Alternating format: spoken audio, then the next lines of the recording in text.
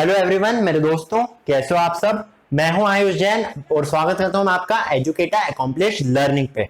So guys, आज से हम कुछ नया स्टार्ट कर रहे हैं। आज से मैं स्टार्ट कर रहा हूं हमारा क्लास 9 का सिलेबस। क्या क्या पढ़ाऊंगा मैं क्लास 9 में? मैं बेसिकली फिजिक्स पढ़ाऊंगा, ओके, केमिस्ट्री पढ़ाऊंगा एंड मैथ्स पढ़ाऊंगा। ये तीनों सब्जेक्ट मैं पूरे पूरे कवर अप करूंगा। एंड हम सबसे पहले बात कर रहे हैं फिजिक्स के बारे में। तो फिजिक्स का हम फर्स्ट चैप्टर के बारे में डिटेल में डिस्कस करने वाले इस पर्टिकुलर सीरीज के ऊपर। ठीक है, क्या नाम है इसका? फर्स्ट चैप्टर का नाम है मोशन। सो इसके बारे में हम एकदम डिटेल में स्टार्ट करेंगे। ठीक है, एकदम डिटेल में पढ़ेंगे। हम क्या क्या पढ़ेंगे पहले ये जान लेते हैं। हम सबसे पहले बेसिकली मोशन का इंट्रोडक्शन देखेंगे। इस पर्टिकुलर लेक्चर में हम बेसिकली मोशन का इंट्रो देखेंगे। ठीक है, इसका हम इंट्रो देख लेंगे। इसके बाद हम क्या देखेंगे? इसके बाद हम बात करेंगे डिस्टेंस एंड डिस्प्लेसमेंट के बारे में। ठीक है, distance and displacement distance and displacement के बारे में हम बात करेंगे। Uniform and non uniform motion. तो आप एक काम करिए, आप एक नोटबुक में ये सब कुछ लिख सकते हैं। ठीक है, इस सीक्वेंस में आगे बढ़ूंगा एंड इसी हिसाब से हम स्टडी करेंगे। सो हम स्टार्ट करेंगे इसके बाद uniform and non uniform motion. ठीक है, इस तरह के मोशन के बारे में बात करेंगे। साथ ही साथ इसके बाद हम बात करेंगे स्पीड। ठीक है, किसके बारे में? स्पीड के बारे में, देन वेलोसिटी के बारे में। ओके, मतलब कि एक लेक्चर स्पीड के ऊपर रहेगा, एक लेक्चर वेलोसिटी के ऊपर रहेगा एंड एक लेक्चर हमारा एक्सेलरेशन के ऊपर रहेगा। तो इस टाइप से चलेगा। ठीक है, so speed, velocity and then acceleration. फिर हम बात करेंगे किसके बारे में? यूनिफॉर्मली एक्सेलरेटेड मोशन के बारे में। ठीक है, और equations of uniformly accelerated motion को हम देखने वाले अच्छे से। ठीक है, so we will talk about equations of uniformly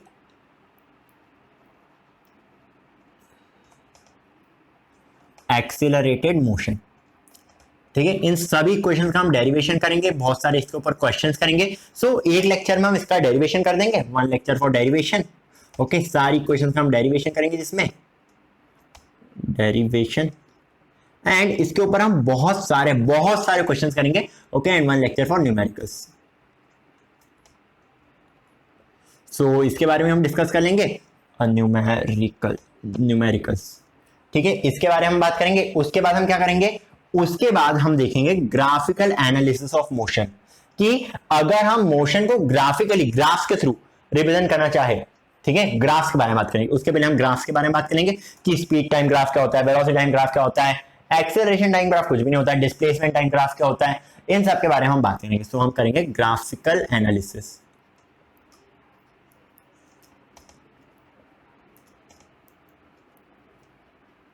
Then we will talk about कि हम graphically by the use of graphical method equations of motion को डिराइव कैसे कर सकते हैं। ठीक है, equations of motion by using graph, motion via graph, इसके बारे में भी हम बात करने वाले। ओके, एंड देन इसके बाद हम क्या करेंगे? इसके बाद हमारा लास्ट टॉपिक बचता है, जिसका नाम क्या है? Uniform circular motion. सो हम बात करेंगे यहां पे सर्कुलर मोशन के बारे में। किसके बारे में? सर्कुलर मोशन के बारे में। सो हमारी लेक्चर की सीक्वेंस ये रहेगी। ओके, सो आप इसको नोट डाउन कर सकते हो कि हम किस तरह से पढ़ेंगे। एंड इस पर्टिकुलर लेक्चर में, बिकॉज ये लेक्चर कौन सा है? ये हमारा फर्स्ट लेक्चर जो है, एक इंट्रोडक्टरी लेक्चर। सो इसमें हम जल्दी से बात कर लेते हैं मोशन होता क्या है, सिंपल सी चीज है। एंड अगले लेक्चर से हम distance, displacement, uniform, non uniform motion, speed, velocity, acceleration और बाकी सारी चीजें देख लेंगे। ओके, सो मैं इसको इरेज कर रहा हूं। होप आपने इन सब चीजों को नोट कर लिया होगा। चलिए बढ़ते आगे। सो स्टार्टिंग कर ही देते, आखिर हम शुभ आरंभ कर ही देते हमारे फर्स्ट चैप्टर का। ठीक है, सो चैप्टर 1 मोशन, यहां से हम स्टार्ट कर रहे हैं। चैप्टर 1 मोशन मींस फिजिक्स, जो मेरी लेक्चर सीरीज में चैप्टर 1 है वो। सो चैप्टर 1 मोशन के बारे में हम बात कर रहे हैं। ठीक है, अब देखो, अगर हम बात करें कि कोई ऑब्जेक्ट मोशन में, हम कैसे बोल सकते हैं पहले तो कि कोई ऑब्जेक्ट मोशन में कैसे बोल पा रहे हैं? मान लेते हैं यहाँ पे एक बालक है। ठीक है, ये यहाँ पे एक बालक है और यहाँ पे कोई भी स्टेशनरी ऑब्जेक्ट रखा हुआ है। मान लो यहाँ पे एक घर बना हुआ है। ठीक है, इस घर के रिस्पेक्ट में हम इस बालक को देख रहे हैं। ठीक है, हम देखते हैं, हम मान लो इस घर के अंदर ही, एंड हम इसके रिस्पेक्ट में यहाँ से देख रहे हैं। हम खड़े हुए हैं, हम मूव नहीं कर रहे हैं, हम मूवमेंट नहीं कर रहे, ठीक है, मूवमेंट नहीं हो रहा है हमारा, हम खड़े हुए, हम क्या इधर, ये क्या है बेसिकली, हम इसको मान सकते हैं कि स्टेशनरी पॉइंट, क्या मान सकते हैं हम इसको मानते एक स्टेशनरी। देखो जो जो लिखवाना होगा ना मैं आपको नोटबुक में लिखवा दूंगा, मैं एकदम प्रॉपर नोट्स आपको प्रोवाइड कर दूंगा, उसकी चिंता मत करना, अभी मैं बस एक्सप्लेन कर रहा हूँ, मैं साथ ही साथ नोट्स भी प्रोवाइड करते जाऊंगा। सो जो मैं लिखने का बोल दूंगा वो आप लिखने का बस। Okay, so this is basically stationary point. अब देखो ये बालक कर क्या रहा है, ये बालक बेसिकली आगे की डायरेक्शन मूव कर रहा है, ठीक है, ये इधर जा रहा है, ये क्या कर रहा है बेसिकली, ये अपनी पोजीशन चेंज कर रहा है, ठीक है, ये अपनी पोजीशन चेंज कर रहा है। मान लो ये बालक जो है ये यहां तक पहुंच गया है, ठीक है, ये बालक यहाँ पे पहुंच गया है, बट इसको ट्रैवल करने में भी तो कोई टाइम लगा होगा। मान लो अगर इसकी हम पोजीशन मान रहे क्या x1, ठीक है, वो इसको टाइम इनिशियली जो जब ये इस पॉइंट पे था इसका टाइम था t1, ठीक है, अब क्या हो गया है, इसकी पोजीशन चेंज हुई है, पोजीशन चेंज हुई है, तो हम क्या लिख सकते हैं, इसकी न्यू पोजीशन को हम लिख सकते हैं x2, ठीक है, एंड बिकॉज पोजीशन में चेंज आया, ऐसा तो हो नहीं सकता कि एक ही टाइम पे, मतलब कि आप मान लो कि 5 बजे ये बालक इधर भी है और इधर भी है, पॉसिबल ही नहीं है, ठीक है, नहीं है ना पॉसिबल, आप एक जगह एक टाइम पे दो जगह तो हो नहीं सकते, तो इधर यही वाला केस लेके चलना है हमें। यहां पर हम बोल सकते हैं कि इसको मान लो टाइम t2 लगा है, ठीक है, ये इस पोजीशन में आया टाइम t2 के ऊपर। चलो इतना तो हमें समझ में आ गया कि ये बालक अपनी पोजीशन चेंज कर रहा है विद रिस्पेक्ट टू टाइम, और इसका टाइम चेंज हो रहा है t1 से t2 और इसकी पोजीशन चेंज हो रही है x1 से x2। पर ये इसका क्या काम आ गया हमें, इसका काम इसलिए आ गया बिकॉज ये बॉडी जो ये स्टेशनरी है, हम इसके रिस्पेक्ट में इसको देख रहे हैं, ठीक है, ये जो बॉडी, ये जो बालक है ना यहाँ पे खड़ा हुआ, ये स्टेशनरी है, ये मूव नहीं कर रहा है, इसके रिस्पेक्ट में हम इसका मूवमेंट ऑब्जर्व कर रहे हैं, ठीक है, इसलिए यहां का काम आया। सो अगर मान लो हम कोई स्टेशनरी पॉइंट नहीं लेते हैं, अब देख लो, मान लो एक बालक इधर है, ठीक है, और एक बालक इधर है, मतलब एक साथ ही, मान लो दोनों बालक एक साथ ही जा रहे हैं, ठीक है, दोनों बालक एक साथ जर्नी चालू करते हैं, ये भी सेम स्पीड से भाग रहा है, ये भी सेम स्पीड से भाग रहा है, ठीक है, दोनों एकदम सेम स्पीड से भाग रहे हैं। अब स्पीड वगैरह का मतलब आपको पता होगा, अभी मैं इतना डिटेल में ले रहा हूं, मतलब कि इनका ये जो है ना, जब ये दोनों बालक यहाँ पे पहुंच जाते ना, आप ऐसा समझ लो, जब ये दोनों बालक यहाँ पे पहुंच जाते ना, तो दोनों बालक एक साथ ही पहुंच रहे हैं, जब ये दोनों बालक यहाँ पे आ गए तो दोनों बालक एक साथ खड़े, मतलब कि इसमें हो क्या रहा है बेसिकली कि अगर हम कोई स्टेशनरी पॉइंट नहीं लेना तो हमें ऐसा लगेगा कि हम कोई मूवमेंट नहीं कर रहे हैं, बिकॉज हम तो देख रहे हैं किसके रिस्पेक्ट में, इस बालक के रिस्पेक्ट में। सो जब हम मूवमेंट कर रहे हैं, ये बालक भी मूवमेंट कर रहा है, जिसके कारण हमें ऐसा लग रहा है कि हम मूवमेंट नहीं कर रहे, बट एक्चुअली हम कर रहे हैं। So motion is a relative term. Motion क्या है, मोशन बेसिकली एक रिलेटिव टर्म है, ठीक है, हमें किसी ना किसी के रिलेशन में तो देखना ही पड़ेगा। सो motion is basically a relative term, ये एक रिलेटिव टर्म है, इस चीज को आप ध्यान रखना। बेसिकली हम अर्थ पे बोल तो देते कि ये स्टेशनरी पॉइंट है, बट वो क्या एक्चुअली स्टेशनरी है, नहीं है। क्यों नहीं है, देखो ये मान लो हमारा अर्थ है, ठीक है, ये हमारा अर्थ है। अब अर्थ जो है ये सन के अबाउट रिवॉल्व करते रहता है, ओके, सन के अबाउट रिवॉल्व भी करता है, ये खुद की प्लेस पे रोटेशन भी परफॉर्म कर देता है, ओके, ये खुद की प्लेस पे रोटेशन परफॉर्म करोगे इस टाइप से।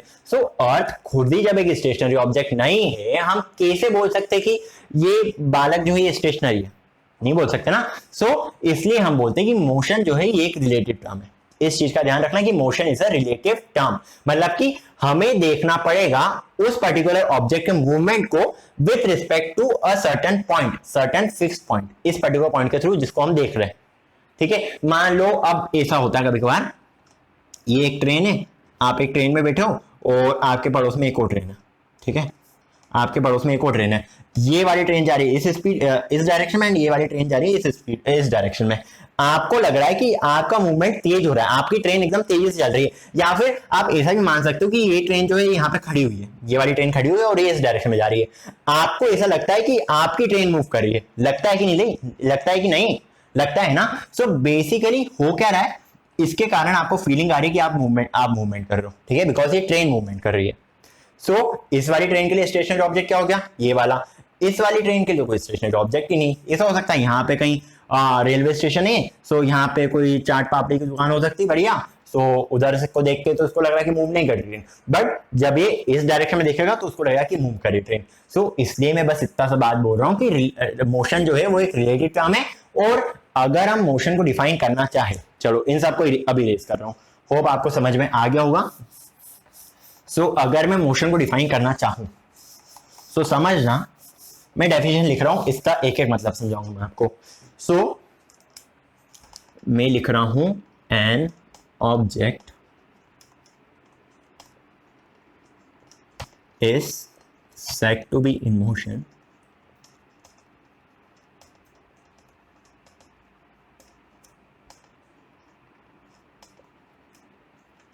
ये आपको लिखना है अपनी नोटबुक में, okay. When it changes its position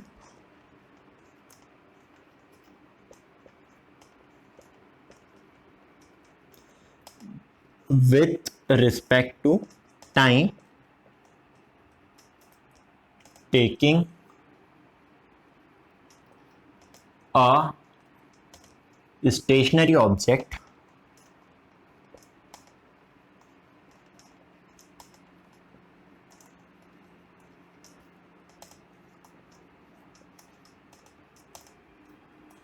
as point of reference। ठीक है, समझ आया क्या definition? As point of reference. So ये हमारी मोशन की डेफिनेशन हो गई है। आज के लिए इतना ही छोड़ देते, आपको समझ में आ गया होगा कि बेसिकली एक ऑब्जेक्ट है यहाँ पे, जब ये मूवमेंट कर रहा है, जब ये आगे की डायरेक्शन में जा रहा है, इसकी पोजीशन चेंज हो रही है। पहले मान लो आप पोजीशन x1 है with respect to time t1 and उसके बाद में पोजीशन हो चुकी है x2 with respect to time t2। ठीक है, इस टाइप से इसका मोशन चल रहा है, बट यहाँ पे एक रेफरेंस ऑब्जेक्ट लेंगे हम जो बेसिकली स्टेशनरी। ठीक है, ये बॉडी जो है ये बेसिकली स्टेशनरी बॉडी, मतलब कि रुकी हुई बॉडी, स्टेशनरी का मतलब। ओके, सो एक काम करते, इस लेक्चर को हम यही एंड करते। अगले लेक्चर में हम किसके बारे में बात करेंगे? अगले लेक्चर में हम बात करने वाले डिस्टेंस एंड डिस्प्लेसमेंट के बारे में। सो गाइस, होप आपको लेक्चर अच्छा लगा होगा। छोटा सा लेक्चर था बेसिकली, जिसमें मैंने इंट्रोडक्शन दे दिया कि हम क्या क्या पढ़ने वाले हैं, किस सीक्वेंस में पढ़ेंगे, एंड सिंपली मैंने मोशन की डेफिनेशन दी एंड मोशन के बारे में ये बताया कि एक रिलेटेड टर्म है। सो यहाँ पे कहीं लिख लो कि ये रिलेटेड टर्म है। यहाँ पे आप देख सकते हो motion is a relative term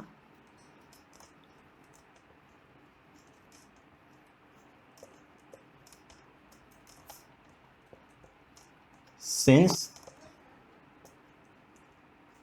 no motion is absolute। इस टाइप से आप लिख सकते हो, ठीक है ना, since no motion is absolute।